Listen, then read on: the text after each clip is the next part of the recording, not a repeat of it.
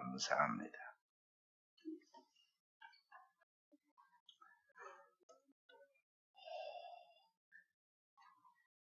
오늘날 세계는 우리가 뉴스를 접해서 알듯이 너무나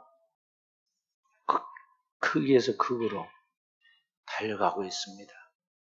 잘 사는 사람은 너무 잘 살고 못 사는 사람은 너무너무 열악한 환경 속에서 못 삽니다. 삶의 희망을 잃어버린 사람들이 죽을 때가 안 됐는데도 삶에 대한 희망이 없으니까 스스로 목숨을 끊습니다. 사람 가서 죽는 자리들도 아주 거기에 유행처럼 정해져 있는 비참한 자리들이 있습니다. 그리고 오늘날과 같은 발달된 문명과 문화 그리고 의학과 과학 속에서도 병들어 죽는 사람이 왜 그렇게 많습니까? 새로 발명된 약보다 질병이 더 많아서 이 약이 질병을 따라가지 못합니다. 현대 과학과 의학이 질병을 따라가지 못합니다. 전쟁은 또 어떠합니까? 나라마다 정말 정의가 없고 또 인간으로서의 인간다운 삶의 그 아름다움이 없이 짐승도 아닌 하나님의 형상과 영광으로 만들어진 이 인간이 같은 인간을 짐승보다 더 비참하게 학대하고 지배하고 착취하고 그렇게 해서 죽이기까지 하는 그런 일들, 전쟁과 테러와 온갖 착취와 압제 그리고 독재가 난무하는 세상 속에 우리가 혼돈 가운데 살아가고 있습니다. 그리고 우리는 지금 잘 먹어서 이게 몸에 성인병이 걸리고 당뇨가 걸리고 고혈압이 오고 근데 너무 못 먹어가지고 몸을 지탱할 수 있는 영양이 없어서 그렇게 죽어가는 사람들이 얼마나 많은지 모릅니다. 저기 우리나라에서 지금 한 7,500km 정도 떨어져 있는 저 멀리 있는 우크라이나와 러시아가 전쟁하는데 우리와 아무 상관도 없는 것 같던데 우리나라까지 지금 경제적 위기가 다가오고 가난한 나라는 너무나 힘들어가지고 스리랑카라는 나라는 남의 나라 전쟁 때문에 물가가 오르는데 그 물가를 대체하지 못해가지고 먹을 것이 없고 살 길이 없는 사람들이 폭동을 일으키고 지금 그 나라가 지금 진짜 죽게 생겼습니다.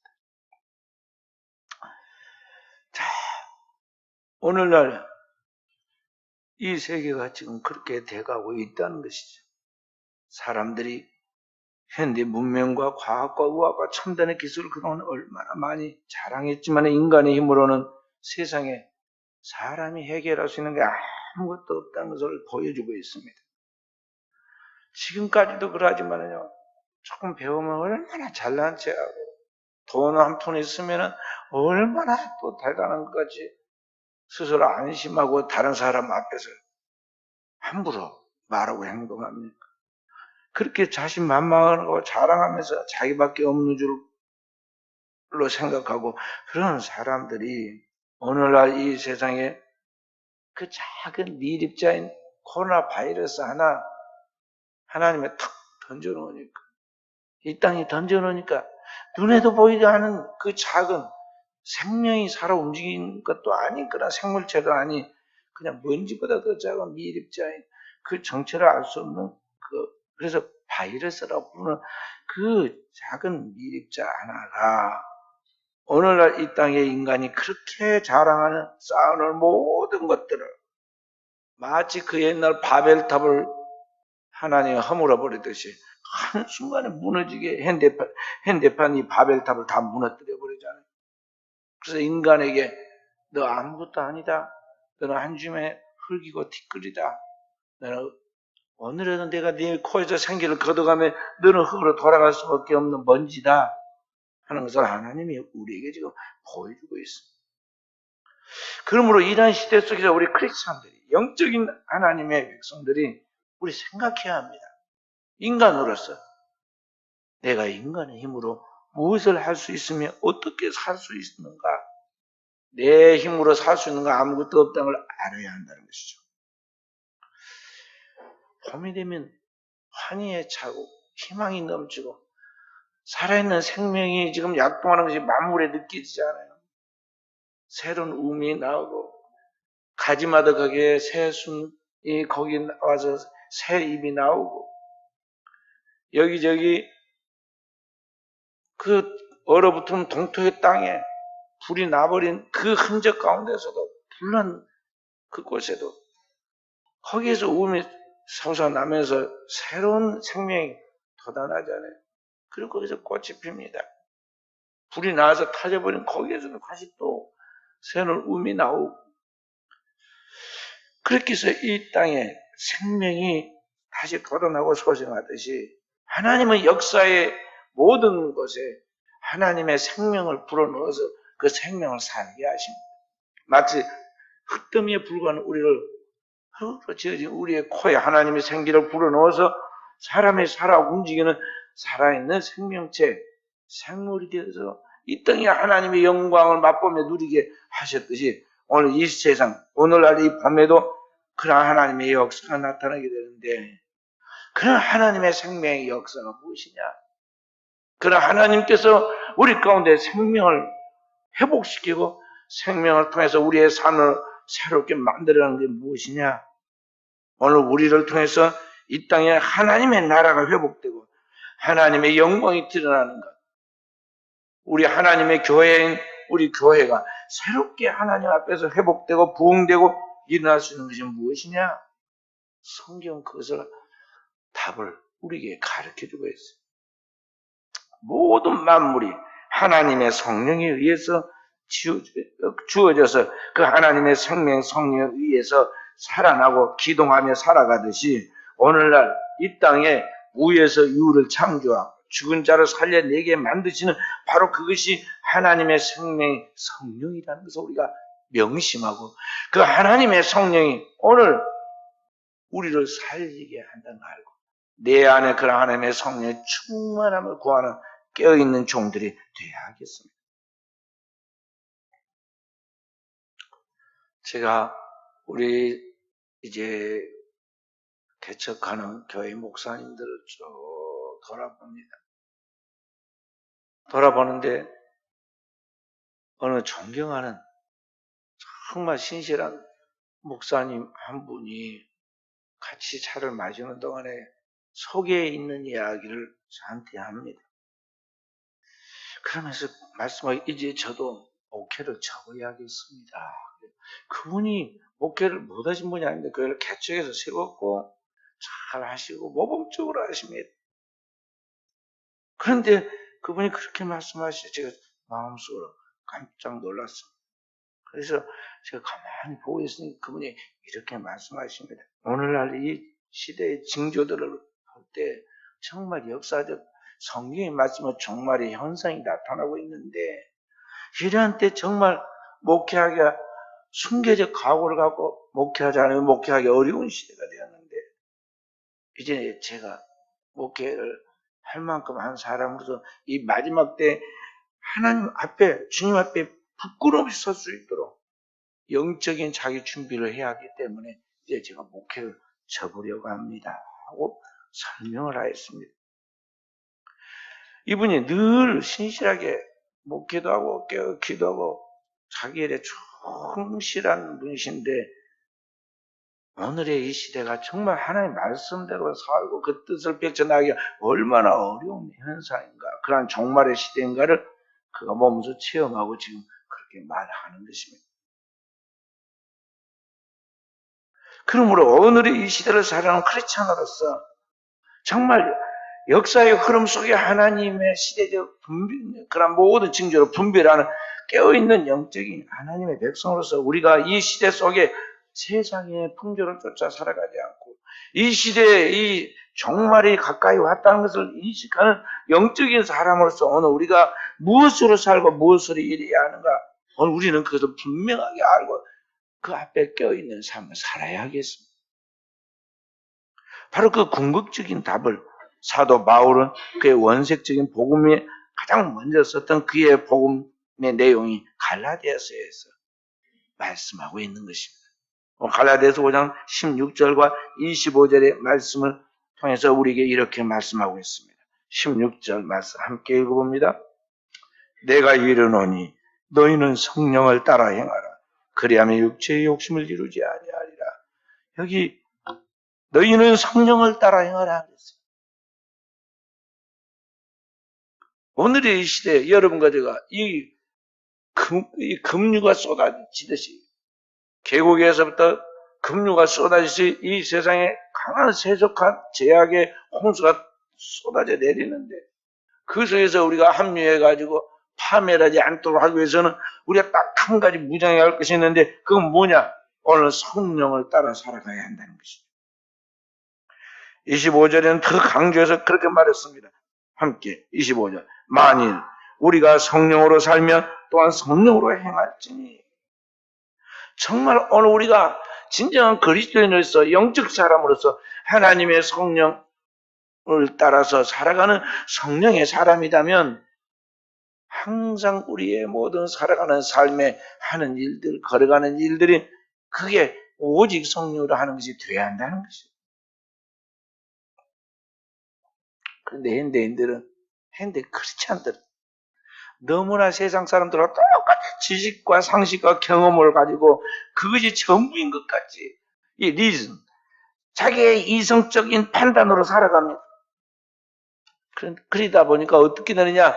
자기가 그동안 경험한 걸, 습득한 지식, 그리고 자신이 듣고 풍월로 알고 있는 것까지 다 알고, 그 니수가 지금 뭐 말하는 것이 전부인 줄 알고, 그 이성적 생각의 범주 안에 갇혀서 살다 보니까 보이지 않는 더 큰 영원한 세계에 대한 영적인 세계와 영원한 것들에 대한 참담 구원 얻는 믿음이나 지식이나 능력을 소유하지 못하고 있다는 것이죠.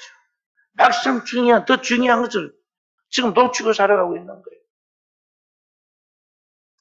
병원에 가면요, 겉모양은 멀쩡하고 예쁘고 건강하고 사랑스럽게 생겼는데 그 사람이 아니니까 이제 보호자들한테 물어봅니다. 이 사람은 식물인간인데 이제 곧 내사 상태에 들어갈 수가 있는데 만약에 내사 상태에 들어가게 되면은 어떻게 할 것이냐. 이 사람의 건강한 신체를 누군가에게 떼어서 주면은 눈 없는 사람은 포기게 되고 뭔가 간이 안 좋은 사람은 살게 되고 또 신장, 콩팥이 안 좋은 사람은 떼어주면 두 사람은 살리게 되고 등등의 이야기를 합니다. 살아있는 것 같지만 실상 그 안에 보면은요, 그 사람은 죽어 있는 거예요. 오늘 현대인들이 똑똑하고 대단한 것 같이 보이지만은 그 내면에 더 중요한 그것이 지금 파괴되어 있는 거예요. 그의 정신이, 더 나아가서 그의 영혼이 완전히 살아서 생명을 갖고 있지 않기 때문에 결국에 가서는 우리 인간은 살았다는 이름을 갖으나 실상은 죽은 자란 말이에요. 그래서 결국에는 이와 같이 이제 생명 겉모습은 육체는 살아있는 것 같지만 이제 곧 죽어가는 그러한 사람, 그냥 동의받고 이제 호흡기 떼버리듯이 오늘날 이제 더 이상 살아야 할 존재 가치와 의미가 없다고 판단된 그 사람에게는 하나님께서 이제 그의 생명을 거둬가 버리시죠. 그리고 언제 누가 생명을 거둬가 가지고 내일이면 부고장이 날아올지 죽었다는 소식이 올지 알지 못해요. 태어날 때는 다 예쁘게 사랑스럽게 아기로 태어나서 순서 있게 태어났지만 갈 때는 순서가 없어요. 순서가 없어요. 현대인들은 겉모양만 그럴듯하지 그 속에는 정말 무능하고 너무나 비겁하고 겁도 많고 뭘 해야 할 일에 대한 명확한 판단력도 없고 중요한 일에 대한 결정을 못해가지고 우왕좌왕하다가 나중에 사기꾼에게 당하고 이 사람 저 사람한테 끌려다니고 맨날 살아 지나놓고 후회만 남잖아요. 후회만 남아. 특히 똑똑하다는 사람이 더 그래. 우리 교회 회계 담당하는 권사님이 목양실에서 불러보다가 그냥 뭐 바구리 하나를 발견해가지고 소쿠리 하나를 뭘 보더니 또 편지가 많이 왔네요. 그래서 보니까는 다른 편지는 안 놔두고 제가 이 교도소에 있는 재소자들한테서 온 편지들을 최근에 몇 년 사이에 제가 모아놨어요. 일주일에 한두 개가 꼭 와요. 공주교도소에서 와, 울산구치소에서 와, 전국에 있는 시원 4개에서 어찌도 잘 알고 저한테 도움을 구하러 옵니다. 그런데 거기 갇혀있는 재소자 중에요. 3분의 2가 전부 다 뭐냐면 아주 머리가 비상한 똑똑한 사람들인데 어쩌다가 실수로 원숭이가 나무에서 떨어지듯이 실수해가지고 사기를 당해가지고 들어온 사람들이에요. 자기도 사기 당하고 다른 사람도 당했는데 거기가 걸려들어서 그 사람이 그들의 말로 하면은 재수가 없었다, 운이 나빴다, 그렇게 공통된 호소하는 게 뭐냐면 억울하다는 거예요. 억울하다. 현대인들이 다 그렇게 살아가고 있어.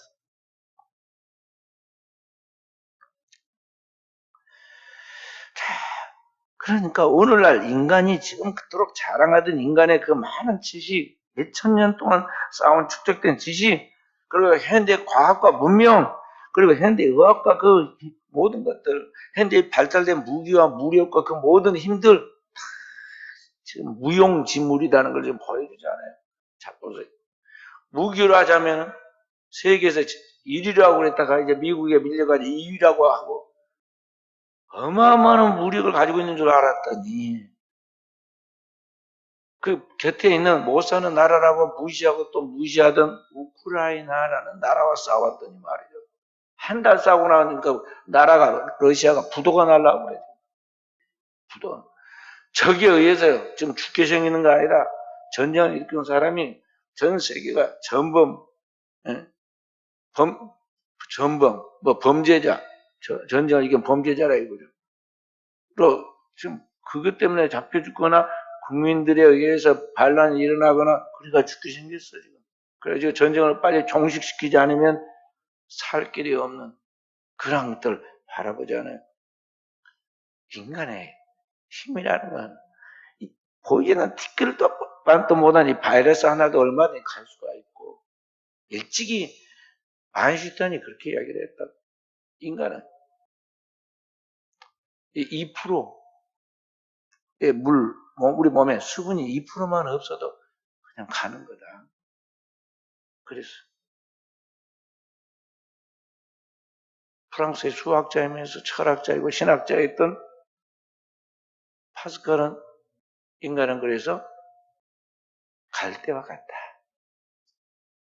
바닷가에 가면 늘 나부캐는 그 갈대같이 연약한 존재가 인간이라는 거죠. 단지 인간은 생각을 할 수 있다는 것만 차이가 있다는 거죠. 자, 그런데 그런 인간이 생각을 가지고 인간이 무엇이며 인간은 어떤 존재이고 인간은 어떻게 살아야 하는가에 대하여 분명한 하나님의 음성을 듣고 가르침을 받고 그 말씀을 따라서 살아가는 영적 존재가 돼야 하는데 오늘날 사람들이 위로부터 하나님이 계시하시는 그 영원한 진리의 말씀을 따라 살고 그 말씀을 따라 배우고 그 말씀을 따라서 후손들에게 유산을 남겨줘야 하는데 이 생명의 교류가 하늘로부터 이루어지지 않고 그게 단절되어 있으니까 말이에요. 이 세상으로부터 오는 그 많은 쓸데없는 지식으로만 머리가 복잡해져 있고 수많은 번민에 쌓여서 시간과 정력을 낭비하고 있다는 거죠. 그래서 그들이 만들어 놓은 인간의 부산물은 현대 발달된 문명과 문화와 지식과 뭐 많은 것들은 결국은 사람을 살리는 것이 아니라 인간의 악한 죄성을 가진 죄인들 때문에 남을 죽이는 데 사용하고 결국에는 안 되면 자기가 자기를 죽이는 데 사용하는데 끝나는 것을 볼 수가 있어요. 그래서 성경은 오늘 사도 바울을 통해서 우리에게 분명하게 말씀하게 진정한 은혜 받은 자로 하나님 백성, 너는 주님을 따르는 진정한 제자인 너는 어떻게 살아야 하느냐? 성령을 따라 살아야 한다. 오늘 말씀하고 있어요. 너는 성령을 쫓아 행하라. 그리고 네가 성령으로 살고 있다면 항상 모든 일에 성령과 동행하는 삶을 살아가라고 가르쳐주고 있다는 것입니다. 인간의 모든 문제는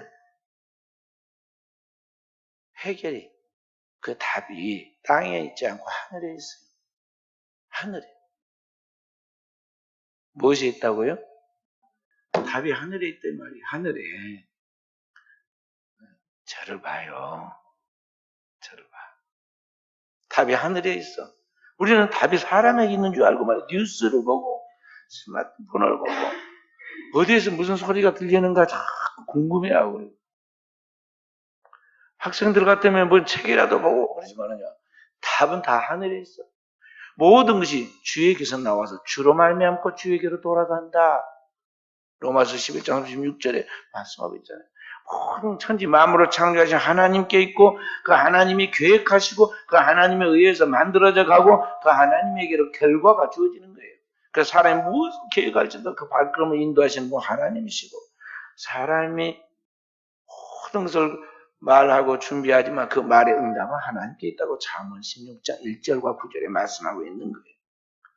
그러므로 오늘의 이 시대에 우리는 이 땅에서 엉키고 설킨 실타래같이 묶여있는 그 모든 문제를 푸는 길은 오직 하나님께서 우리에게, 우리의 영혼에 부어주시는 하나님의 성령으로 충만한 것 외에는, 성령이 내 안에 거하시고 성령이 내 안에서 역사하시고 성령이 내 안에서 가르치시고 그 옛날 믿음의 조상들에게 역사하신 것 같이 여호와의 신, 그 지혜와 총명의 신이요 재능과 모략의 신이요 지식과 여호와를 경외하는 신, 그 위에 강림하시리니 하신 말씀처럼 바로 그 하나님의 성령으로 충만되어 성령이 내 안에서 내주 교통하는 길만이 오늘 우리가 모든 문제로부터 풀려나서 자유할 수 있는 길한 것을 명심하고 깨어있는 우리 종들이 되어야겠습니다. 할렐루야. 문제는 오늘 내게 이러한 성령의 내주 교통하심이 있는가 하는 것입니다. 중요한 것은 내 안에 정말 하나님의 성령이 들어오셔서 그리고 나의 영광과 이걸 관통하고 나의 삶을 지배하고 나를 통해서 주의 영광을 드러내도록 교통하고 있느냐 하는 것이죠. 우리 사도신경의 세 번째 단락이 뭐냐면 나는 성령을 믿사오며, 거기 보면 크레도, 푸뇨마, 엠푸뇨마, 내가 성령을 믿는다. 그러면 성령을 믿사오며, 그 다음에 성령이 성도와 함께 교통하는 것과 그 이야기 나오죠. 교통. 고린도서 3장 16절에 말씀에 너희 몸이 하나님의 성전인 것과 성령이 너 안에 거하신 걸 알지 못하느냐.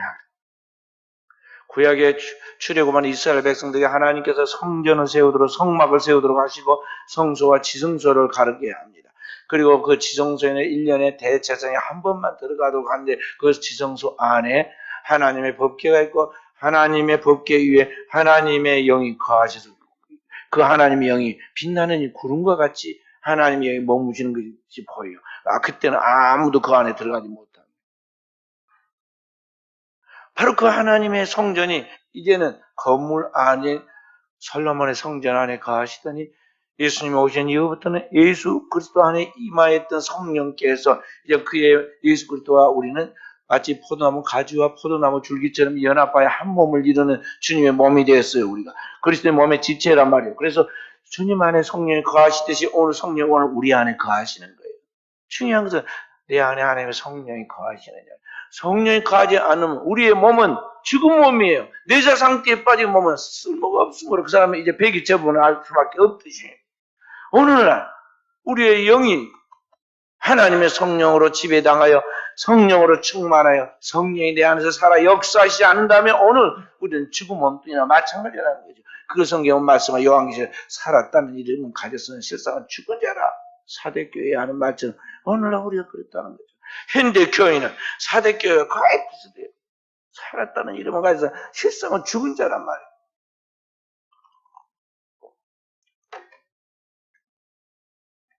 자, 요한복음 3장 1절부터 우리 찾아서 5절까지 함께 보도록 하겠습니다. 요한복음 신약성경 요한복음 3장 1절에서 5절 함께 교독하겠습니다. 그런데 바리새인 중에 니고데모라는 사람이 있으니 유대인의 지도자라. 그가 밤에 예수께 와서 이르되 라삐여 우리가 당신은 하나님께로부터 오신 선생인 줄 아나이다. 하나님이 함께 하시지 아니하시면 당신이 행하시는 이 표적을 아무도 알 수 없음이니이다. 예수께서 대답하여 이르시되 진실로 진실로 내게 이르노니 사람이 거듭나지 않으면 하나님의 나라를 볼 수 없느니라.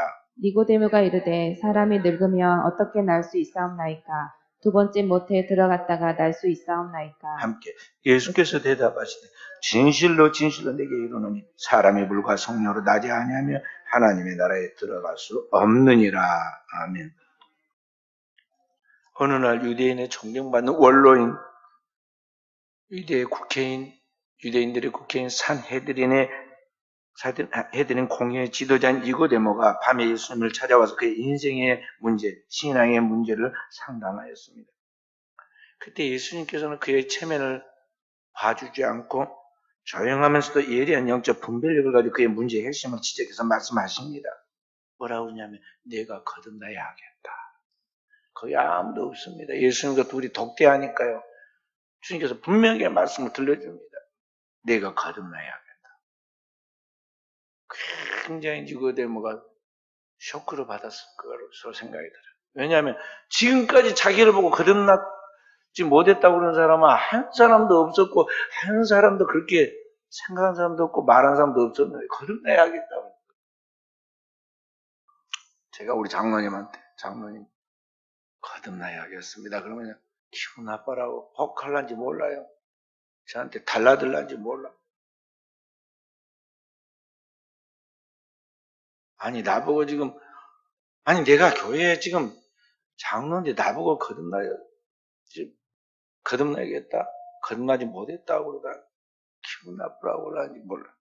근데 오늘 이게 평생 조상 대대 하나님을 믿고 사람들이 홀마다 다 칭송을 하고 그래서 유대 세계의 원로이고 산헤드린 공예의 원로이고 지도자인 이 사람을 보고 주님 말씀 네가 거듭나지 못했다. 그러니까 얼마나 쇼크를 받았겠어요. 그러니까 그냥 더듬거려 사람이 당황하고 막 뭔가 분노하거나 흥분을 하면은요 판단력이 어려지는 거야. 이 사람은 그 정도로 모를 리가 없는데 뭐라고 말하냐면 내가 늙었는데 어머니 뱃속에 들어갔다가 다시 나와야 한단 말입니까? 이런 어리석은 소리 하니까 주님이 다시 뭐라냐 내가 유대인의 선생으로서 거듭나야 한단 말 진정 모른단 말이냐?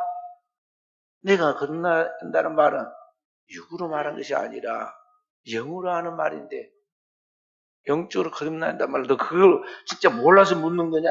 흥분하다 보니까 지금 이상한 말을 더듬거린 거예요. 화나면 사람이 막 전라도 사투리 나오고 경상도 사투리 나오고 더 화가 나오면 욕이 나오고 막 그러지 않아요.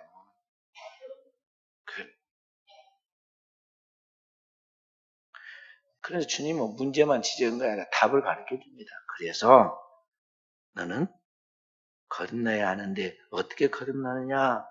내가 어떻게 거듭날 수 있느냐? 주님께서 말씀하셔서 물과 성령으로 거듭나야 한다.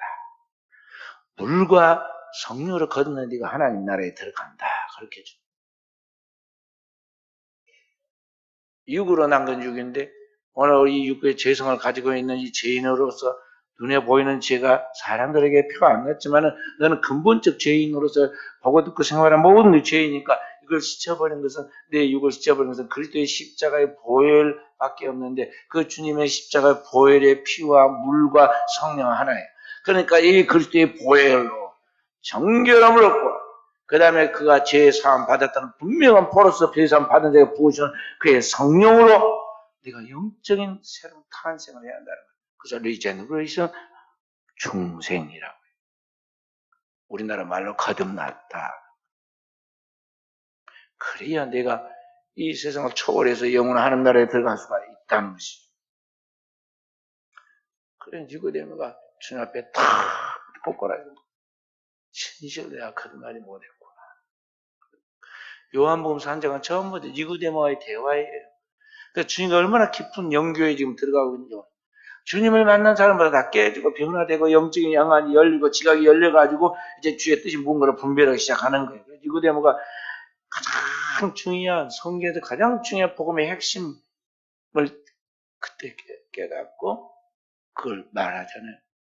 그게 요한복음 3장 16절이잖아요. 요한복음 3장 16절 하나님이 세상을 이처럼 사랑하사 독생자를 주셨으니 이는 저를 믿는 자마다 멸망치 않고 영생을 얻게 하려 하심이라는 이 복음의 핵심 압축해서 딱 하나로 해놓은 이 마치 반지의 다이아몬드와 같은 내용이 그 말씀인데 그게 니고데모와 예수님과의 대화 속에서 예수님이 그에게 해준 말이에요. 그래서 오늘 우리 역시 생각해야 합니다. 우리가 아마 교회를 다니고 초장 때보다 몇십 년 믿어서 연조 있는 신앙을 가지고 있어도 중생하는 것은 별개라는 걸 알아야 돼요. 별개라는 걸 알아야 돼요. 거기서 아무리 교회 다녀가지고 직분을 가지고 직분이 중요한 중직자가 되고 그리고 거듭난 거하고는 별개다니까요. 우리는 정말 중생하려고 하나님 앞에서 사모해야 돼요. 니고데모 봐봐요. 거기 대제사장 서기관과 바리새인들 헤롯과 같은 왕들이 와야 돼요. 예수님 앞에. 근데 중요한 사람들이 왜 안 왔을까요? 다 자기를 속이고 자기는 됐다고 생각하고 내가 왜 가야 하고 내가 지금은 안 가도 다음에 갈란지 모르겠다 생각했는지 모르겠지만 나중에 다 본질이 드러나는데 다 단합해가지고 그들이 예수를 죽이는데 십자가에 못 박는데 한편이 됐잖아요. 그런데 그 속에서 나이도 있고 자기 직위도 있고 체면이 있는데 니고데모가 예수님에게 나와서 자기의 신앙과 인생의 문제를 상담할 정도의 이 사람이 그리고 그 중에서 살려고 영적인 갈망 깨어있는 사람으로 볼 수가 있어요. 이 영적인 타이밍을 안 놓치려고. 그때 만에 와서 예수님과 상담하고 깨어났지 않아서 이 사람 어찌 됐을까요? 똑같이 파멸하는 그 시대에 멸망한 영혼이 되었을 것인데 그래도 주님을 찾아와서 자기 인생의 문제를 이렇게 상담하니까 하나님이 그를 축복해 주시잖아요. 그래서 성경 사모하는 영혼을 만족케 하고 줄인 영혼을 좋은 곳을 채워준다. 마지막 인생을 잘못 살아가지고 붙잡혀서 처형당하는 사형장에 있는 그 사람도 예수님 앞에서 마지막 갈망을 하니까 구원받고 싶은 영혼의 갈망을 갖고 갈망하니까 주님이 그도 당장 구원시켜서 천국 가게 만들어주잖아요. 하나님의 은혜는 크고 높고 위대하고 영원하기 때문에 얼마든지 죄인들이 주께 회개하고 주께 돌아와서 주님을 찾으면 어느 때나 구원해 준다 이 말이에요. 우리에게 이런 영혼의 갈망이 있어야 돼요. 그런 사모함이 있어야 한다는 것이죠. 이 시대의 풍조와 이 시대의 유행과 이 세상의 그런 것을 우리가 거기에 시간과 정력을 다 낭비해서 세월을 낭비해서 헛되게 살면 안 돼요. 후회만 남아. 끝없는 후회만 남는다. 이 속에 한번 딱 인생이 끝나고 나서 우리의 생명이 참 나쁘게 지옥에 떨어지면요. 거기에 들어가는 자는 영원한 희망을 버려야 돼요. 그러니까 지금이 은혜에 받을 만한 때고 살아있는 지금이 구원의 때예요. 구원의 날이에요. 지금 하나님의 은혜를 찾고 지금 하나님의 은혜로 무장하고 지금 하나님과 동행해야 돼. 할렐루야. 뭐 교회도 많던데 또 저기 거인들도 많고 다 믿는 것 같던데 나도 나중에 뭐 그렇게 그러다 그 사람들 천국 갈 것이고 나도 가겠지. 그렇게 어리석게 막연하게 생각하면서 자기 자신을 위안하고 자기 자신이 스스로 속지 말아야 돼. 우리나라 말에 자기 꾀에 자기가 넘어간다 그러잖아요. 속지 말아요. 어느 날 제가 이발소에 들려서 이발을 하는데 그 이발소에는 그 지 건물 주인 아들 이발사 젊은 사람이 그 사람은 스포츠머리만 잘 자르더라고. 그분은 주인집 아들이라 하시. 이분은 여유가 있어야 일주일에 4일만 일하더라고. 있는 날이 있고 없는 날이 있어요. 근데 쉬지 않고 나오는 이발사가 프로가 3분이 계신데 다 잘 자릅니다. 사장님이 제일 나이가 많으니까 나이 드신 분 머리 잘 잘라. 그 다음에 이제 중간 머리 잘 자른, 보통 중간 나이 사람 잘 자른 사람이 있고, 젊은 사람 머리 잘 자른 사람이 있고, 아예 스포츠 머리 잘 자른 사람이 있고, 아주 경기당했어. 나이가 프로는 3명이야, 거기. 4명 중에. 근데 이 3번째 가장 그 이발사 중에 젊은 이발사가 어느 날 제가 앉아있는데 제 앞에서 수건을 개면서, 거기에 이제 뭐 수건을 많이 쓰니까 마른 수건을 갭니다. 개면서 저한테 이야기를 해요. 말을 걸어요. 목사님. 사실은 제 처가댁이 4대째 하나님을 믿고 있는 집안입니다. 깜짝 놀랐어. 한 번도 뭐 믿는 이야기를 안 하더니 자기 집안이 4대째 믿는 처가댁이 4대째 믿는 집안이라고 그럽니다. 근데 뭐라고 그러냐면은 그 처가댁에 자기 손 위에 동서라고 그래. 뭐라고 그래. 어? 매제?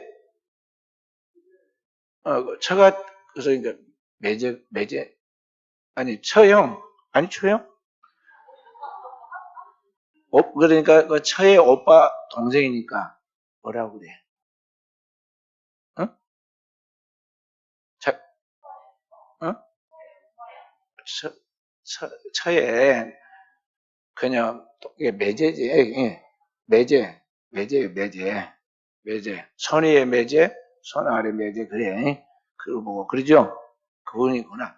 예, 그분들이 다 목사님이라는 게야. 그죠? 완전 진짜 목사 집안이 목회 성직자 집안 아니에요? 그러면서 광야에 가면요. 그래서 이야기를 하는 게 광야에 가려면 곰골이라는 것이 있는데 그런데 가만히 듣고 있어.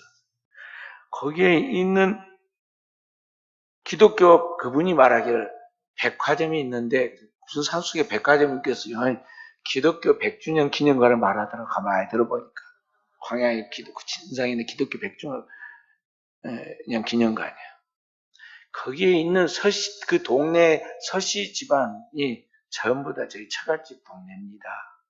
처갓집 식구들입니다. 그래서 내가 광양 칭성에 있는 웅동마을을 말하는구나. 그랬어요. 곰을 하모도 웅이라고 그래. 웅. 그러니까 골이란 것은 동네를 말해. 그래서 동네, 그래서 웅동 그래. 하모는 웅동마을이 있어요. 거기가 광양에 기독교 복음이 전례에 들어온 첫 번째 그 지역이야.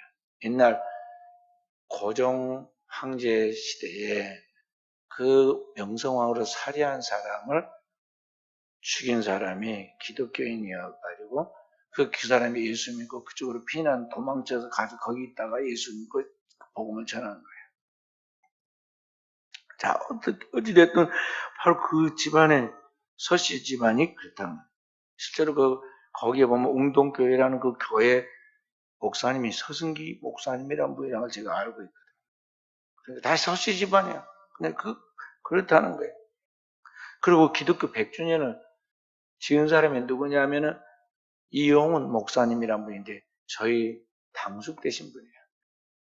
저희 당숙이 저희 집에 외갓집인데 외갓집에 와서 복음을 받아들여 가지고 하나님을 믿어서 그 선의의 당숙은 그 큰 당숙은 명성계 수석 원로 장로님이었다가 그분이 기독교 그 소망 교도소를 지을 때 모든 재정 고문으로 300억 돈을 모금하는데 책임을 지고 하신 분이에요.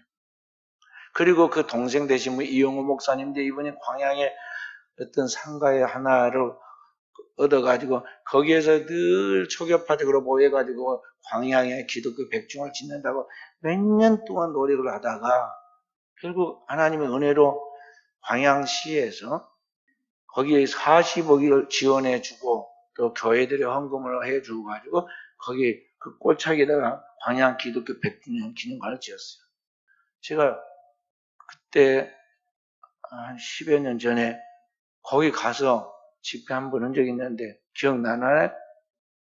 그 광야 100주년 기념관에 가가지고 광주 한광교회라는 교회가 전 교인 여름 신앙 수련을 하는데 제가 초청 강사로 성령에 대하여 강의해 주라고 집회해 주라고 그래서 제가 성령에 대한 말씀을 전했던 기억이 있어요. 이거 제가 그걸 잘 알지 않아요? 그분이 그 이야기를 하고 있는 거예요.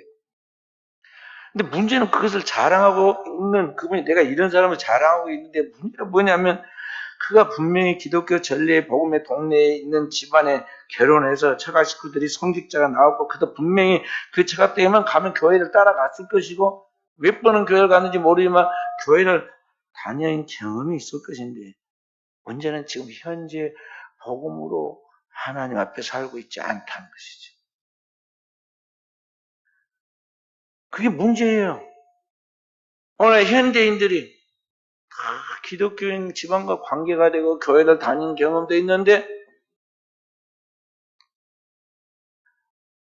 확실하게 믿는 사람이 아니다. 아니다.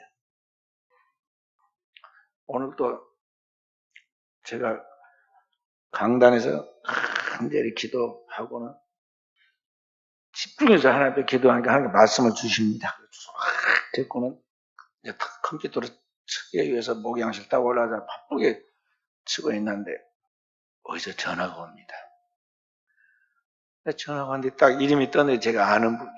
그럼 그분은 저한테 이름을 모를 줄 알고 말이죠. 목소리를 살짝 바꿔가지고 상담을 하는 거예요. 제가 강도사인데요. 저기 목욕탕 세미나에 지금 가려고 하는데 주보가 필요하다고 합니다. 근데 주보를 안 내면 안 될까요? 왜냐하면 제가 이제 저희 식구만 이제 교회를 시작하고 있기 때문에 아직 주보를 안 만들었는데 안 가져가면 안 될까요? 안 제출하면 안 될까요? 저한테 물어. 아니 거기다가 물어야지. 목욕탕 세미나 우리들 교회에다 물어야지. 나한테다 왜 물어? 그래서 내가 아는 분이야. 그래서 내가 아무 말 안 거. 그래요. 그 꼭 내야 합니다. 왜 그럽니까? 그 주부를 갖고 와라는 것은 이게 지금 거기에 와서 하는 사람들 중에 잘못된 사람, 이단에서 온 사람도 있기 때문에 지금 그런 거 다 걸러내고 그런 거 조사하려고 지금 그걸 주보를 내라고 그런 거예요. 그리고 이 사람이 확실한 사람인가? 그걸 보는 건데 그게 없으면 접수가 안 될 거예요. 그러면 그거 빨리 만들어야겠네요. 그런데 그거 내가 뭐 알아서 하려니까 답할 것은 아니고. 끊었어요. 제가 그분을 아는데 신학을 공부했어. 근데 우리 교회도 몇 달 다녀가지고 신앙생활 내가 가만히 봤단 말이에요. 제가 말씀을 전하면서 주일마다 뭘 합니까? 통성으로 기도를 하면서 회개하라고 그러잖아요. 회개해야 한다. 그랬더니 40년 동안 내가 하나님을 믿었는데 회개하라 말을 처음 들었다고 그러더라고. 그분이 그 당시. 그래서 제가 깜짝 놀랐어. 복음에서 성경에 처음부터 예수님이 회개하라 천국이 가까우라는데 저 회개하란 말 처음 들어? 우리가 어찌할꼬 초대교회 성도들이 회개했는데 회개하는 걸 처음 들어? 성경을 읽은 거야 만 거야? 신학까지 공부했다는 사람 이게 무슨 말이야? 네, 그래서 속으로. 그런데 이게 지금 그 정도의 수준의 사람이 신학만 공부했다고 해가지고 어디에서 합동 측에서 준 건지 뭐에서 준 건지 모르지만 강도사란 칭호를 줬다 해서 그게 되는 건 줄 알아요. 그리고 목회가 무슨 그냥 저절로 딱 건물에 간판만 세워놓고 뭐 하면 저절로 된 줄 알아요. 한 영혼이 거듭나가지고 천국 들어가는 것은요. 의인 99이 하늘에 기뻐하는 것보다 더 큰 역사가 일어나는 그런 결과인데 지금 대충 되는 줄 안다고. 한 영혼을 살려가지고 천국 들어가려면 우주를 동원해야 하고 온 천하보다 더 귀하게 여긴다는 그 말은 뭐냐? 우주를 없애더라도 그 말은 절대적인 희생을 통해서 한 영혼 살려낸다. 그래서 하나님의 아들이 직접 오신 거예요. 그리고 나중에 진짜 우주를 폐한단 말이죠. 이 첫 번째 세상 안에 하늘과 땅과 그 모든 마음으로 소각시켜버릴 거예요. 우리를 구원하기 위하여. 그런데 목회가 장난인 줄 안다. 목회가 장난인 줄. 정말 2시간만 간절히 기도하면 하나님께서 그날에 필요한, 우리에게 필요한 생명의 말씀을 폭포수처럼 쏟아줄 수 있는 영성을 길러야 한 영혼 살려낼까 말까 하는데 그 정도 수준이 그냥 저절로 온 줄 안다. 하루아침에.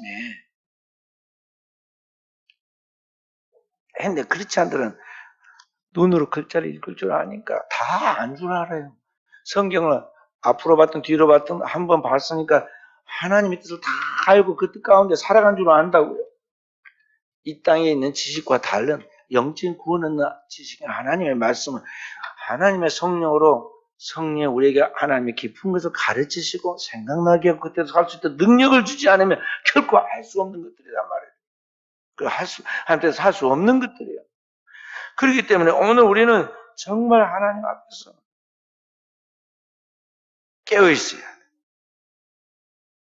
하나님의 말씀을 진짜 믿고 그 영생의 말씀이 하나님의 성경을 읽고 그 말씀을 설교의 말씀을 제자의 훈련을 통해서 듣고 자기의 삶에 적용하면서 그 말씀의 내용인 예수 그리스도의 십자가의 보혈의 피가 내가 믿어서 내 안에 영으로 확실하게 흐르고 내 안에 초대교회 성도도 같이 영원한 속죄가 이루어져서 속죄 체험이 있어서 우리가 어찌 알고는 회개가 우리 가운데 저절로 터져 나와야 돼요. 그리고 하나님의 보혈이 우리가 목욕할 때 깨끗이 씻어버리듯이 우리의 영과 혼과 이걸 정결하게 씻어버림으로 말하면 그 죄성을 받았다는 표가 성령으로 부어지고 나타나는데 그러한 체험이 있어야 한다는 거죠. 그렇게 한 상태를 뭐라고 성경 새로운 피조물이라 그랬어요. 새로운 피조물이라. 첫 번째 태어난 육신의 몸이 있고 새롭게 태어난 영의 몸이 있는데 이것이 new creation, new being, 새로운 존재. 사도 바울은 그것을 속사람이라고 했어요. 그리고 새로운 창조물, 하나님의 나라까지 가는 새로운 창조물이 되었다는 new creation이라는 말은 새로운 창조물이라. 성경에는 새로운 피조물이라고 그랬어요. 그래서 오늘 우리의 삶 속에 초대교회 성도들과 똑같은 성령의 역사로 말미암아 우리가 새로운 피조물로 태어나는 그러한 역사 우리 순천은혜교회 안에 재현되어진 축복이 있어지기를 바랍니다. 할렐루야. 그리고 우리가 전도에 온 사람마다 다 뒤집어지고 변화돼야 돼요. 아니면은 여기에서 변화 안 되면 뭐가 되느냐? 배나 더 지옥자시 되고. 우리는 그 사람들 괜히 데리고 와가지고 지옥자식 만드는 거예요. 그래서 우리는 그런 무거운 하나님 앞에서 중대한 책임이 있다는 걸 알아야 돼요. 천국 문을 가로막고서 들어가는 자도 막고 자기도 안 들어가고 그런 실수를 범하지 않도록 위해서는 우리는 내가 먼저 하나님 앞에 활짝 열려 있어야 한다는 것이죠. 길과 진리와 생명의 주님을 확실하게 알고 그 주님 앞에 천국에 나아가면서 그들을 끌고 가야 돼요. 사람을 이끄는 대로 가게 되었고 있고 사람은 앞에 사람이 하는 대로 영향을 받게 되었고 있어요. 그래서 우리가 그렇게 살면서 그렇게 말씀을 선포하면서 앞으로 나아가면 따라오게 되었고 있다는 것이죠. 다 누구 탓이냐? 잘 되고 못하는 것이 내 탓이야. 내가 잘 믿고 잘 되면 다 따라오는 사람이 잘 될 것이고 내가 잘못되면은 나로 인해서 많은 사람이 고통받고 슬픔 가운데 멸망이 된 걸 우리가 늘 알고 이 중대한 책임이 나겠다는 걸 알고 깨어있는 종들이 되어야겠습니다. 그렇다면 오늘 우리가 어떻게 이 같은 초대교회 같은 신령한 영적인 성령 충만한 삶을 살아갈 수 있는가 하는 것입니다. 현대인들은 다른 것은 다 활기차다가 영적인 일에 들어서면 무기력해지고 매너리즘에 빠져서 하는 생각과 말들이 부정적입니다. 의심에 가득 차고 현대인들의 특징이에요. 현대 크리스찬들의 특징입니다. 바로 이러한 크리스찬들을 어떻게 성령의 역사가 나타난 초대교회 같은 성도들 같이 만들 수 있느냐, 그렇게 살아갈 수 있게 하느냐 하는 것이죠. 우리가 다 알고는 있지만 실제로 내 삶에 적용하여서 터득하지 못한 것인데 그 답이 뭐냐면 프레이요, 기도다 하는 것입니다. 주님은 제자들에게 마가복음 9장 29절에 이렇게 말씀하십니다. 이르시되 기도 외에 다른 것으로는 이런 종류가 나갈 수 없느니라. 영력 있는, 정말 귀신이 떠나가고 병든 자 남을 얻고 죽은 자가 살아나, 그런 살아있는, 그런 능력 있는 그리스도인의 삶은 기도 외에 다른 방법이 없다는 것입니다. 그리고 주님은 스스로 본을 보이시기를 날마다 마가복음 1장 35절의 말씀처럼 새벽 아직도 밝기 전에 예수께서 일어나 한저강무수로 나가서 거기서 기도하시니라.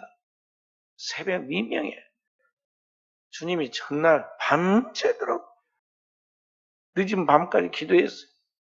근데 또 새벽에 더 일찍 일어나서 동트기 전에 새벽 미명에 그 말. 심지어는 내일 십자가를 지고 죽으셔야 하니까 오늘은 쉬어야 돼요, 사실은요. 주님이 다 아시거든요. 사형수들도요, 내일 사형시키려면요, 전날부터 다 잘해줍니다. 간수들도 잘해주고, 다 잘해줘요. 그리고 뭐 준지 알아요? 그가 먹고 싶어하고 좋아하는 음식을 다 준비하고 진수성찬 차려줍니다. 그럼 자기가 내가 오늘 죽는구나, 안 아는 거야. 그래가지고 사형시키는데 예수님이 지금 내일 십자가에서 최악의 죽음을 맞이해야 하잖아요. 그 주님은 전날 뭐 하셨느냐? 그 복잡한 심정이 있는데 어떻게 하느냐? 그가 제자들을 이끌고 마지막 성만찬을 하시고 찬미하면서 하나님을 높이고 찬미하면서 감난산을 가서 그때부터 하는 일이 뭐냐? 기도하고 또 기도하고 또 기도했어요. 제자들을 3단계로 나눠 예수님, 그 다음에 세 제자, 그리고 나머지 9 제자는 뒤에 떨어졌고 돌 던져서 깨울 만큼 떨어뜨려 놓고 기도했어요. 그러면서 뭐라고 해요? 시험에 들지 않게 깨어있어 기도하라. 마귀가 오늘 밤에 너희를 넘어뜨리려고 밀가루도 한다. 그러니까 시험에 들지 않도록 정신 바짝 차리고 기도하라고 신신 당부를 해놓고 기도합니다. 3년 동안 제자들이 주님을 따라다녔는데 여전히 통과가 안 된 게 뭐냐면 기도가 안 돼. 그 사람 습관의 동물이니까요. 항상 이렇게 깨어 기도를 안 했던 제자들이고 따라가서 기도하려고 노력을 하기만 했을 뿐이지 기도의 관문을 통과하지 못했기 때문에 그날 밤 주님이 그렇게 부탁을 했는데 내 마음은 심히 고민되어서 죽게 되었으니까 깨어 기도해 하자. 나를 위해서도 기도해주고 기도해라고 그랬는데 그런 여전 부탁으로부터 제자들이 거기 보면 잡니다. 그래서 주님께서 와서 깨우잖아요.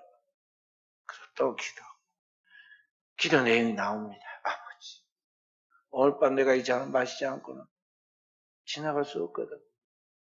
내 원대로 마옵시고 아버지의 원대로 되길 원하나이다. 그리고 기도하죠. 그 기도의 전문, 전체적인 내용은 요한복음 17장에 나와 있어요. 그 앞쪽에서 말하는 것이 방금 제가 말한 그 내용. 그 성경에는 이렇게 나오기도 하고 저렇게 나오기도 하는데 전문은 요한복음 17장에 나온 기도예요. 그걸 대제사장의 기도라고. 인류의 대제사장으로 대성물이 되어 자기를 바치면서 주께 아버지께 기도했어요.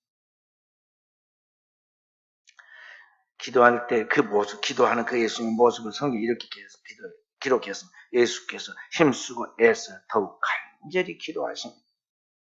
땀이 땅에 떨어져 핏방울과 같이 되더라. 부르짖고 기도하니까 막 몸에서 땀이 납니다. 근데 얼마나 부르짖고 몸부림을 쳤던지 땀이 땅에 떨어지는데 그 진액이 피가 섞여 나왔다는 거예요. 일찍이 주님은 예수님을 따른 제자들에게 모범적인 기도를 가르쳐 주죠. 그러면서 너희는 이렇게 기도하라. 마태복음 6장 9절에 13절의 말씀이죠. 뭔가요? 주께서 가르치신 기도, 주기도문이에요. 너희는 이렇게 기도하라. 우리가 기도할 때 어떻게 기도할지 모르니까 기도의 원형, 기도의 가장 모범적 내용을 거기다 알려주고 이렇게 기도하라고. 근데 현대인들은 뭐냐면요, 청개구리를 많이 닮았어요. 청개구리. 우리 어린이 때 청개구리 이게 재밌게 들었지만 청개구리가 엄마 말을 안 듣고 맨날 그러다가 엄마 개구리가 죽을 때가 돼서 이놈들이 말을 안 들으니까 분명히 또 반대로 할 것이다. 그러니 미리 머리를 써서 내가 반대로 이야기하면 딱 이제 또 반대로 하면 제대로 되겠다 싶어가지고, 얘들아 내가 죽으면 나를 저기 물가에다가 묻어다오 그렇게 말했더니, 그렇게 말하면 분명히 청개구리들이 산에다가 묻어줄 거 생각하고 그랬더니 어디다 묻었어요? 진짜로 물가에 묻어버리죠. 왜 그랬어요? 그동안에 말을 너무 안 들으니 엄마가 진짜 돌아가셨잖아요. 항상 자기 곁에 있을 줄 알았더니 엄마가 진짜 죽었어. 그러니까 정신이 화들짝 돌아와서, 그래서 마지막 소원도 안 들으면 어찌 되겠느냐. 엄마의 소원을 들어드리자. 그래서 물가에 실어가지고 거기다가 엄마를 묻어놓고, 그때부터 비만 오면은 자기 엄마 떠내려갈까 싶어가지고 그저 개굴개굴 울었다고 그래요. 우리는 재미로 우스개로 막 그 이야기를 들었지만요, 어린이들에게 가르치는 진짜 교훈을 지금 우리에게 가르쳐줘요. 인간은 청개구리 같은 존재라는 거예요. 꼭 못된 심보가 절대 말을 안 듣고 어긋나다가 꼭 죽고 난 다음에 정신을 차린다는 거죠. 예수님의 제자들 봐봐요. 예수님의 처음부터 끝까지 가르친 것이 기도이고, 이렇게 기도하라고 번호 보이고, 십자가에서 마지막도 보여준 것도 기도인데 죽으라고 기도 안 합니다. 청개구리. 얼마나 주님이 기도한 모습을 제자들 많이 봤어요? 희한한 것도 봤잖아요. 오늘날 기도하는데 갑자기 막 뭔가 이상한 느낌도 들고, 뭔가 이상한 지각이 막 감각이 옵니다. 소리도 들린 것 같고, 그래서 졸다가 눈을 떠보니까 비몽사몽간에 보이는데 예수님이 참 태양보다 더 빛나는 영광 가운데 그 어떤 사람이 희귀하게 빨래해도 그렇게 희귀할 수가 없어 막 그다가 흰 옷을 입고 찬란한 모습으로 영광 가운데 본래 하나님의 아들의 모습으로 나타나시는데, 그 곁에는 그때부터 1300년 전에 사람인 이스라엘 백성을 출애굽시켰던 주인공이 모세가 있어요. 딱 보니까 모세인지 알겠어요. 그 또 옆에는 보니까 그들로부터 750년 전에 선지자인 엘리야 선지자가 거기 또 계시잖아요. 750년에서 800년 사이의 선지자인 엘리야. 무슨 말씀하시는가 세 분이 이야기하는데, 장차 예수께서 약속하신 대로 인류 구원을 위한 대성물로 속죄의 어린 양이 되어 예루살렘에서 죽으실 것을, 벨세하실 것을 말씀하고 있더란 말이에요. 엄청난 이야기들을 지금 세 분이 이야기하고 있는데, 구약의 율법에 모세가 말씀을 전했고, 이스라엘 백성의 신앙을 바로잡기 위해서 그 말씀을 대언하였던 엘리야가 그리스도와 함께 그 말씀이 이제 성취되어 가니까 그 가운데 예수님을 보지 않은 두 증인, 요한계시 두 증인이 나오잖아요. 모세와 엘리야가 딱 요한계시로 나옵니다. 마지막 때. 그 엄청난 장면을 본 제자들이 뭐라고 그래요? 베드로가 특히 뭐라고 그래요? 헛소리를 합니다. 뭐라고 그래요? 삶이 덜 깨갖고 막 기분이 좋으니까, 주여 여기 있는 것이 좋사오니, 여기에 초막셋을 짓고 우리가 살되, 하나는 주를 위하여, 하나는 모세를 위하여, 하나는 엘리야를 위하여 하사이다. 우리는 이슬을 맞아도 좋고 비를 맞아도 좋사오니 우리 은혜의 자리에 있겠습니다. 그런 말이죠. 그게 주님 어이가 없잖아요. 내려가자. 그러자 그들이 가운데 그 찬란한 그런 영광에 탁 거치고 구름같이 찬란한 영광에 딱 거치고 하늘에서 소리가 나기를 이는 내 사랑하는 아들이여 내 기뻐하는 자여 너희는 저의 말을 들으라. 그래서 하나님께서 친히 말씀하시잖아요. 그 음성을 신이 하늘로부터 들었어요. 그래서 예수님 가자. 데리고 강제로 데리고 지금 산 아래 내려와서 거기 보면은 나면서부터 간질하던 그 아이, 귀신 들리고 벙어리 되어 있는 그 아이가 지금 있는데, 그러고 이제 내려와서 고쳐준 이야기 나와요. 그러면 그때 주님 하신 말씀이 뭐냐면, 기도 외에 다른 방법의 능력이 나갈 수 없다는 이야기를 하는 것을 볼 수가 있어요. 그러니까, 오늘 이 시대에, 오늘 우리는 가장 중요한 것이 뭔가를 알아야 돼요.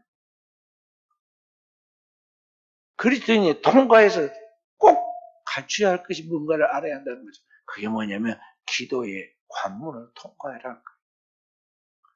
되지 못하고 된 줄로 생각해서는 안 돼요. 직분이 중하면 중할수록 기도해야 돼. 기도 안 하면 거꾸로 시험이 들어. 반드시 시험 들어.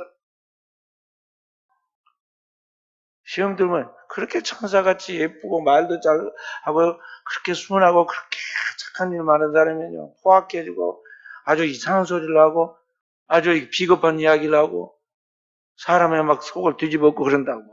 누구든지. 여러분과 저는 천사가 되기도 했다 악마가 되기도 했다 이중성이 있어. 우리가 하나님의 말씀을 통해서 성령의 지배를 받지 않으면 천사들이 나와 함께 돕지 않으면 우리는 얼마나 악한 영이 우리를 지배하고 악한 그런 귀신들이 우리에게 들락날락하면서 우리를 파멸시킨다는 걸 알아야 돼요. 우리는 항상 자기 영혼의 위생과 자기 영혼의 자기 관리를 철저히 할 수 있어요. 그게 뭐냐면 말씀과 기도예요. 늘 말씀을 묵상하고 늘 기도하는 생활을 쉬지 말아야 한다 하는 것이죠. 예수님께서 이 땅에서 십자가에서 이제 약속대로 죽고 우리의 죄를 대속하신 주님께서 모든 죄가 사해졌으므로 부활하시죠. 그리고 부활 후에 바로 승천한 것이 아니라 40일 동안 이 땅에 계십니다. 갈릴리 가에 있는 제자 깨우치고 엠마로 가는 제자 깨우치고 숨어서 집에서 이리저리 숨어있는 제자들 다 다시 깨우쳐서 복음으로 재무장시키셔서 하나님의 나라의 꿈을 이루도록 확인시켜주죠. 그리고 마지막에 그분이 감람산에 올라가서 그를 지켜보는 따르는 500여 제자들, 성도들 보는 앞에서 승천하십니다. 예수님의 저는 목격한 그 형제들 중에서 120명 정도가 따라 내려와서 마가의 다락방에 모여서 진짜 그때부터 이제 기도합니다. 이제 청기에 우리가 정신을 차리기 시작했어요. 그래서 그때부터는 예수님도 안 계신데도 잘 기도해요. 사도행 1장 14절에 보면 뭐라고 그러냐. 거기 뭐라고 그랬어요? 한번 찾아서 읽어봅니다. 자, 사도행전 1장 14절. 합독합니다. 여자들과 예수의 어머니 마리아와 예수의 아우들과 더불어 마음을 같이 하여 오로지 기도에 힘쓰니라. 오로지 기도에 힘썼다. 이 120명의 제자들이 12사도와 함께 기도하고 또 기도하고 기도하고 또 기도하고 진짜 이제 기도하기 시작했다는 거죠. 그렇게 집중해서 심혈을 기울여 기도한 지 10일 만에 오순절 날에 진짜로 하나님 아버지께서 약속의 보혜사 성령이 그들이 머무는 곳 마가의 다락방에 임재하시죠. 사도행전 2장 1절부터 4절까지 말씀을 함께 읽어봅니다. 오순절 날이 이미 이름에 그들이 다 같이 한 곳에 모였더니 호련히 하늘로부터 급하고 강한 바람 같은 소리가 있어 그들이 앉은 온 집에 가득하며 마치 불의 혀처럼 갈라지는 것들이 그들에게 보여 각 사람 위에 하나씩 임하였더니 그들이 다 성령의 충만함을 받고 성령의 말하게 하심을 따라 다른 방언들로 말하기 시작합니다. 아멘. 그렇게 해서 이 초대교회의 성령의 임재와 함께 성령의 역사가 시작되는 것입니다. 그리고 그때부터는 비겁하고 도망치고 예수님을 팔아먹고 온갖 잘난 체 다 하고 청개구리처럼 기도하자면 맨날 졸기만 하던 이 제자들이 달라집니다. 더 이상 두려워서 숨지 않고 밖으로 나가서 담대하게 복음을 전합니다. 그런데 어떻게 복음을 잘 전하고 유창하게 복음의 핵심인 캐리그마를 막 전합니다. 사도행전 1장 8절에 있는 말씀처럼 성령 충만하여 증인의 삶을 살아가기 시작하는 것이죠. 그러자 그때부터 성령이 나타나서, 성령의 역사가 나타나서 그 말씀, 복음을 들은 청중들이 어찌할꼬 자기 가슴을 치면서 회개합니다. 그래서 성령의 역사가 나타나기 시작합니다. 그래서 사도행전 2장 37절부터 말씀입니다. 37절, 38절 말씀 함께 읽어봅니다. 그들이 이 말을 듣고 마음에 찔려 베드로와 다른 사도들에게 물어 이르되 형제들아 우리가 어찌하려고 하거나 베드로가 이르되 너희가 회개하여 각각 예수 그리스도의 이름으로 세례를 받고 죄사함을 받으라. 그러면 성령의 선물을 받으리니 아멘. 그렇게 말씀을 전했더니 그들이 다 성령의 충만함을 받고 예수를 믿고 세례를 받았는데 그 사람의 숫자가 41절에 보면 신도의 숫자가 그날에 3,000이나 더했다. 그리고 그때부터 그들의 생활이 달라집니다. 그냥 단지 성령에 의해서 회개하는 정도, 예수 믿는 정도가 아니라 달라져요. 완전히 달라집니다. 그게 42절부터 쭉 나와죠. 그들이 사도의 가르침을 받아 서로 교제하며 떡을 떼며 기도하기도 힘썼다 그랬습니다. 그래서 43절에 보면 사람마다 두려워하는데 사도들로 말미암아 기사와 표적이 많이 나타났다 그래요. 44절에 보면 믿는 사람들이 다 함께해서 모든 물건을 서로 통용하고 또 재산과 소유를 팔아 각선의 필요를 따라 나누어주고 날마다 마음을 같이하여 성전에 모이기를 힘쓰고 집에서 떡을 떼며 기쁨과 순전한 마음으로 음식을 먹고 하나님을 찬미하며 또 온 백성의 칭송을 받으니 주께서 구원받은 사람은 날마다 하게 하셨다 그랬어요. 그러니까 얼마나 그들의 삶에 확실한 변화를 가져왔던지 그들의 변화된 삶을 보고 너무나 부럽기도 하고 두려워하기도 하고 너무나 아름다우니까 사람들이 칭송하면서 그들처럼 믿겠다고 다른 사람이 많아져가지고 교회의 부흥의 역사가 이루어졌다 하는 것입니다. 그래서 오늘날 우리의 문제가 뭔가를 우리 알아야겠어요.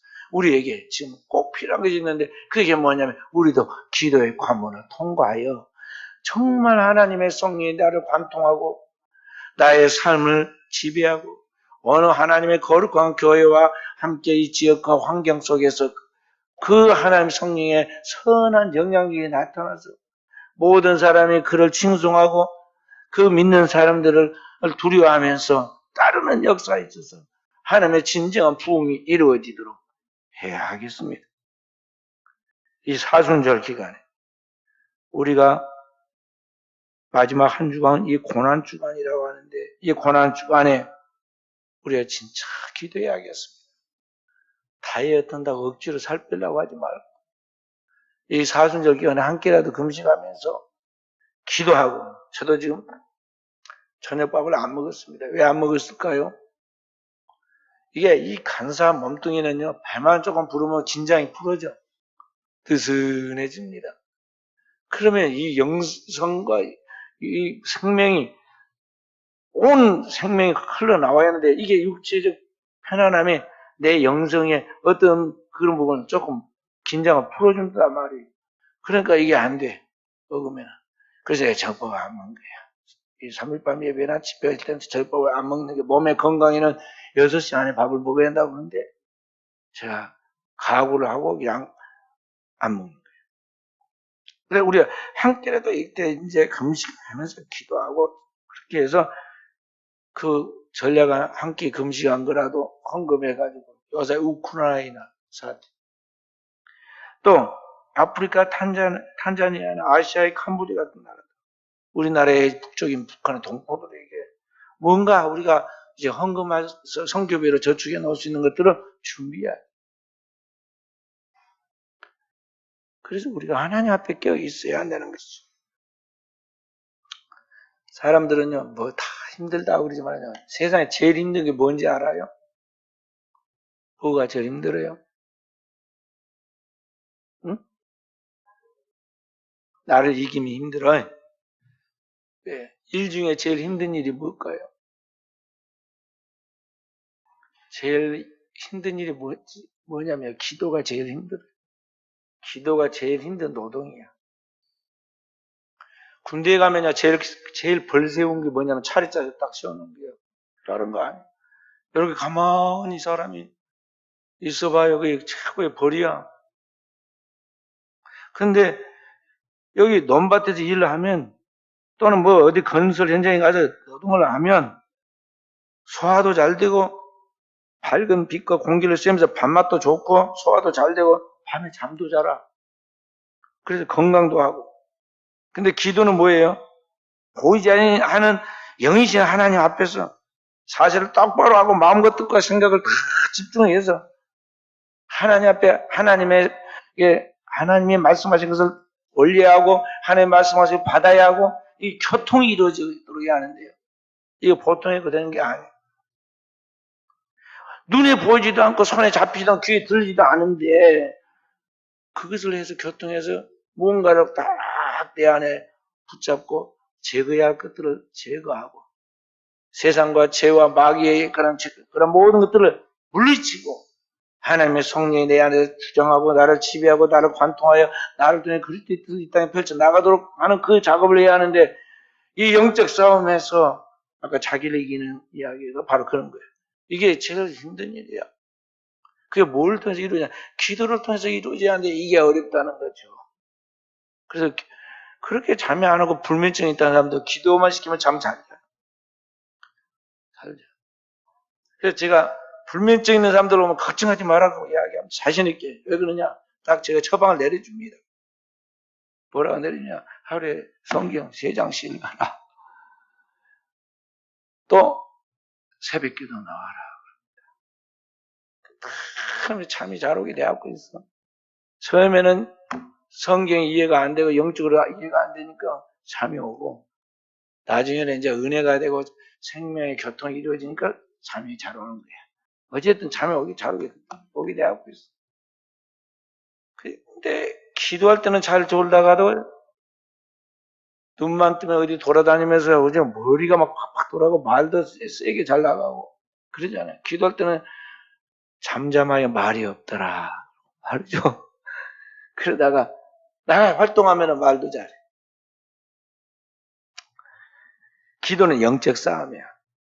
그래서 에베소 6장 10절부터 20절에 보면 기도에 대해서 이야기하면서 그렇게 말하면 정말로 너희가 주와 그 힘의 능력으로 강건해지되 우리의 싸움은 혈과 육에 대한 것이 아니고 악한 영과 공중의 권세 잡은 자들과의 싸움이기 때문에 너희는 하나님의 전신갑주로 무장하고 그리고 항상 기도하며 깨어서 무시로 성령 안에서 구하라 그랬어요. 그게 기도. 성도의 기도의 자세. 그렇게 할 때 우리에게 붙어서 저주와 재앙을 가져왔던 약한 영들은 쫓겨나가고 우리 안에 하나님의 축적된 영성 속에 하나님의 생명과 은혜와 축복이 딱 쌓이는 거야. 저금에서 더 많이 저장해 놓은 것 같이 영적인 능력이 딱 쌓여요. 그래서 그런 것들을 풀어놓아서 이제 하나님의 축복을 나에게 가져다가 현실 속에 나타내는 거예요. 모든 거 하루아침에 되는 게 아니에요. 기도로 무장을 해놔서 되도록 하라는 거죠.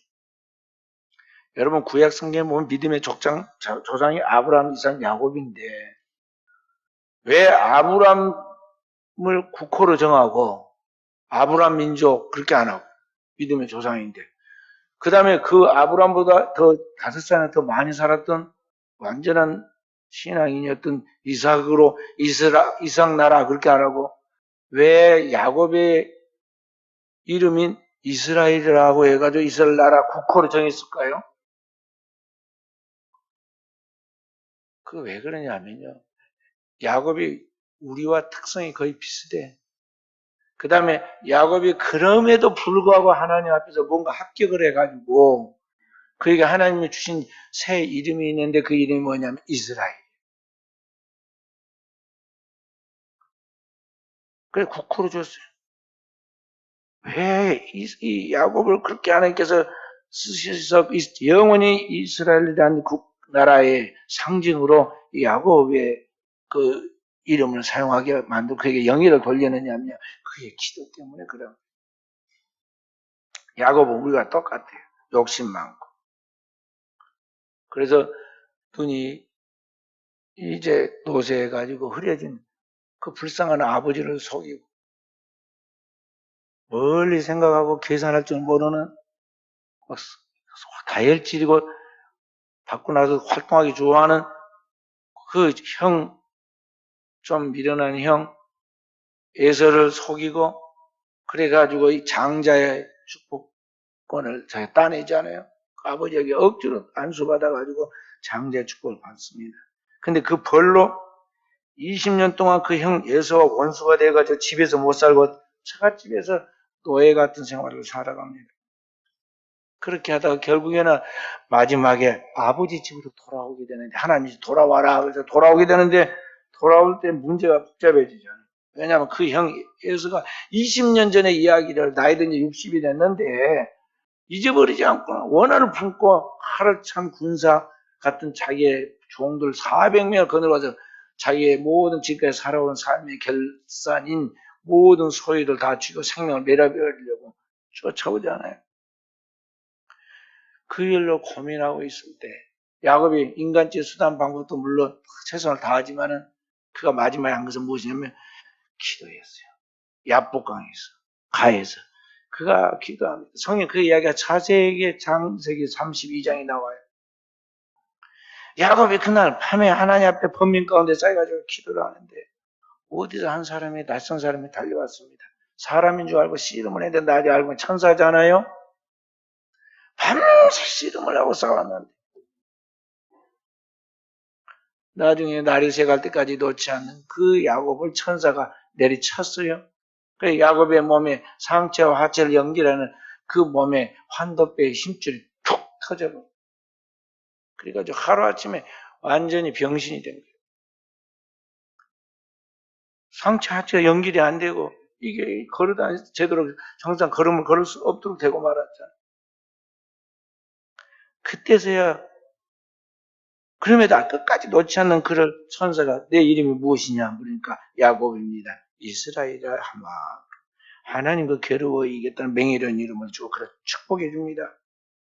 그리고 그날로 그의 모든 고민하는 해묵은 형제의 원한과 갈등이 하나님이 축복해 준 거 순식간에 눈 녹듯이 다 녹아버리고 그의 모든 상처들이 치유돼가지고 본래 형제의 그 아름다운 모습으로 탁 돌아오잖아요. 그래서 두 형제가 서로 얼싸안고 순수하게 사랑을 나누고 형제의 위에 있는 모습의 아름다운 장면을 나타내고 그 위에는 형제처럼 잘 지내서 그 아버지 돌아가실 때까지 장례 칠 때까지 잘 지내잖아요. 그래서 그 하나님께 응답받은 그 장소를 이 야곱이 뭐라 불렀냐면 분일이라 그랬어요. 하나님의 얼굴. 하나님이 그 얼굴을 그에게 비추어서 보여주었다는 거죠. 오늘날 저와 우리 사는 성도들이 교회 안에서 또 가정에서 직장에서 우리의 문제가 무엇입니까? 어떤 사람은 돈이 있어야 한다. 또 어떤 사람은 건강의 문제다. 어떤 사람은 이것이 문제다. 어떤 사람은 저게 문제다. 다 자기 문제가 가장 크고 가장 힘들고 가장 어렵다고 생각을 합니다. 그런데 사실은 문제가 뭐냐면요. 내가 살아계신 하나님을 붙잡고 야곱처럼 기도해야 하는데 그 기도가 나에게 아직 없다는 거예요. 아직 덜 다급하다는 거예요. 정말 그 하나님 앞에 기도해야 하는데 야곱처럼 예수님처럼 다 기도한 사람들 보면 야곱도 그랬고 힘줄이 터졌고 예수님도 기도할 때 그 땀에서 피가 흘러나왔고 그렇게 기도해야 돼. 히브리 5장 7절에 예수님이 이 땅에서 기도하실 때 자기를 능히 죽음에서 구원하실 아버지께 심한 통곡과 눈물로 간구와 소원을 올렸고 그 경외하심을 인하여 들으심을 얻었다. 하나님의 응답을 받았다는 거예요. 그래서 우리는 믿음의 족장들, 조상들처럼 그리고 예수님을 따라서 그렇게 기도로 깨어있는 종들이 되어야겠어요. 마태복음 17장 20절에 보면 뭐라고 말했냐면 내가 믿고 기도하면은 산을 옮긴다 그랬어. 이 산을 들어 바다에 옮기라 해도 그대로 될 것이다 그랬어. 마가복음 11장 23절도 24절에 보면 내가 믿고 기도한 것은 이 기도하면은 산을 이 뽕나무가 뽑혀 바다에 심기를 해도 그대로 된다고 그랬어. 그리고 내가 기도하여 능치 못할 게 없다고 그랬어. 기도만이 우리의 운명을 바꾼다는 걸 명심해야 돼. 예레미야 33장 2절 3절에 이 일을 행하는 여호와 그 일을 지어 성취하는 여호와 만군의 여호와가 내게 이르노라. 너는 내게 부르짖으라. 내가 내게 응답하고 그거 비밀한 일을 알게 하리라. 기도만이 내 운명을 바꾸는 것입니다. 왜냐하면 역사의 주관자는 하나님이시고 모든 건 하나님의 손에 달려있기 때문에 그러하는 것입니다. 기도가 하나님의 보좌를 움직이고 기도만이 하나님의 응답을 하늘에서 끌어다가 오늘 우리에게 준다는 것을 명심해야겠어요.